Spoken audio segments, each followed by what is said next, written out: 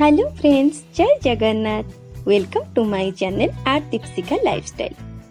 Friends, आमे माने जानिचे ओडिसा रे 12 मासरे 13 पर्व। जेहेतु आमे ओडिसावासी टिके ऑथेंटिसिटी के बेसी मेंटेन करू, पर्व पर्वाणी हबो सेतिरे पुनी पिठा ना हबो एमिति तो हेई परिबनी। सबु पर्व पर्वाणी रो काटकेरा पिठाटा तो निश्चित मेन्यू रे थाए। काकेरा पिठार आउ एक महात्म्य मध्य आपण भल भाबे जानचंती जे आमर आराध्य देवता श्री जगन्नाथଙ୍କ पाखरे मध्य एहा भोग लागि थाए। तो चलंतु एहार रेसिपीटी को आज मोर ई वीडियो माध्यम रे संपूर्ण भाबरे देखि नबा। फ्रेंड्स, प्रथमे मु ए मेजरिंग कप रे 1.5 कप सुजी को मापी कि नेछि। 100 ग्राम छेना, 2 टेबल स्पून घी, फाळे नडियार कोरा, 1 चामच पान महुरी, किछि रफली चॉप्ड किसमिस, काजू, आलमंड, 4 ରୁ 5ଟି अलैच को छेचिकी नेछि एवं 8 ରୁ 10ଟି गोलमरिच को छेचिकी नेछि आउ 100 ग्राम चीनी।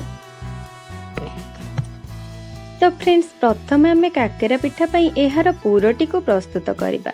पूरो प्रस्तुत करिबा पई प्रथमे आमे कड़ाईटी को प्री हीट होबा पई छाडी दबा। कड़ाईटी अल्प उषुम हे आसिला परे सेतिरे आमे कोरिकी रखिथिबा नडिया कोरा को ऐड करिबा एवं एहा परे आमे चीनी को ऐड करिबा। नडिया कोरा एवं चीनी को हल्का लाइट ब्राउन हेला जांके भाजी चलिबा। एहा हल्का लाइट ब्राउन हे सरला परे सेतिरे आमे काटिकी रखिथिबा किसमिस, काजू, हल्का पान महुरी, आलमंड, गुजराती एवं गोलमरिचर छेचा को ऐड करि नबा। ए सब को ऐड करि सरला परे एहा को लाइट ब्राउन हेला जांके भलो भाबरे भाजी चलिबा। पुरोटी भलो भाबरे भाजी हे सरला परे सेतिरे आमे रखिथिबा छेना को ऐड करि नबा। छेनाटी भलो भाबरे पुरो सहित मिसिबा जांके एहा को आमे भाजी चलिबा। छेना एवं पुरो भलो भाबरे भाजी हे सरला परे एहा को ठंडा करिबा पई आमे गोटे प्लेट मध्य को काढी नबा। देखंतु पुरोटी केते सुंदर दिसुछि। तो सांग माने एहा परे आमे काकेरा पिठा पई जंतुणी प्रस्तुत करिबा। जंतुणी प्रस्तुत करिबा पई कि एठारे मु एक कड़ाई रे 3 कप पानी यूज करिछि।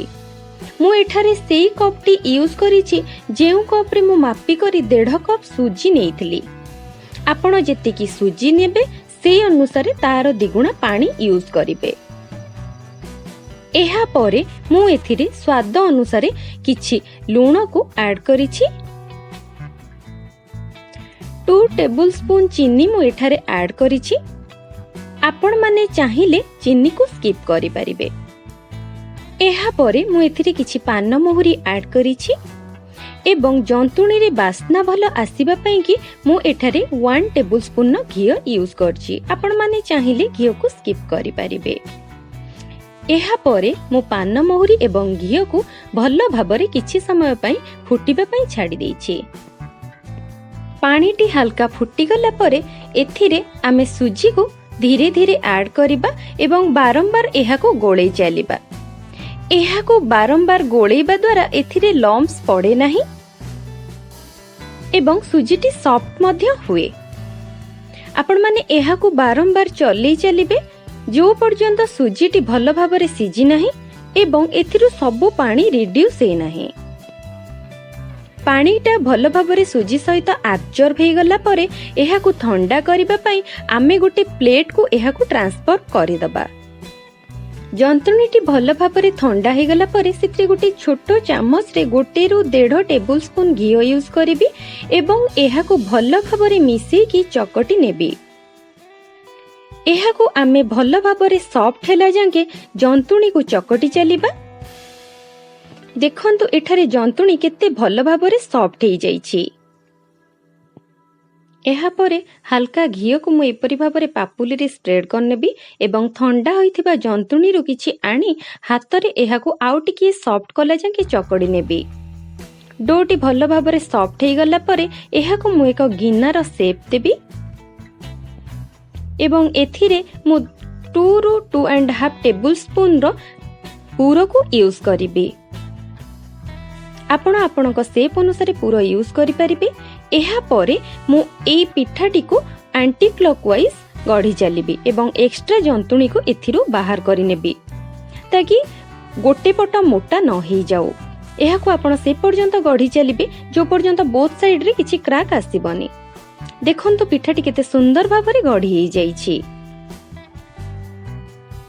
एहा परे मु आउ एक गढ़ी थिबा पिठा को टांगी प्रसिद्ध काकरार सेप दबा पई चाहूची।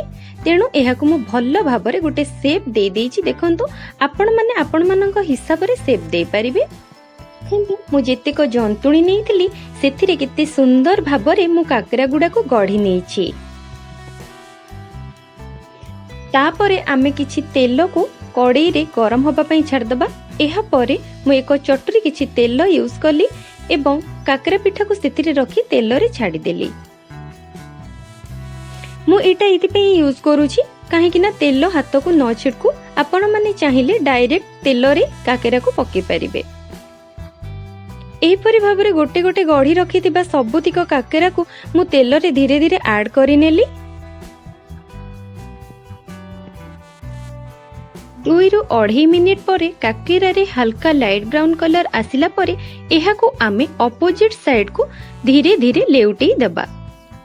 एहीपरि भाबे गोटे गोटे काकेरा को आमे हल्का हल्का लेउटेइबा ताकि काकेरा गुडी को न भांगू। देखंतु 3 ରୁ 4 मिनिट एहीपरि भाबे मु हाई फ्लेम रे सब काकेरा गुडी को छाणीची। आपनको जदि आपनक फ्लेम अधिक लागे तेबे आपण ताहाको मीडियम रे रखि परिबे। काकेरा गुडी को भल भाबरे गोल्डन ब्राउन कला पर्यंत छाणीबा परे मु एहीपरि भाबे गोटे गोटे काकेरा को छाणी नेउछि काहे कि ना एथिरे एक्स्ट्रा तेल गुडी को रिड्यूस हे जिवो। एहीपरि भाबे मु गोटे गोटे सब काकेरा गुडी को प्लेट को काढी नेउछि। देखंतु केते सुंदर भाबरे हमर प्रस्तुत हे सारिछि ओडिसा प्रसिद्ध सुजी रे गढ़ा काकेरा पिठा।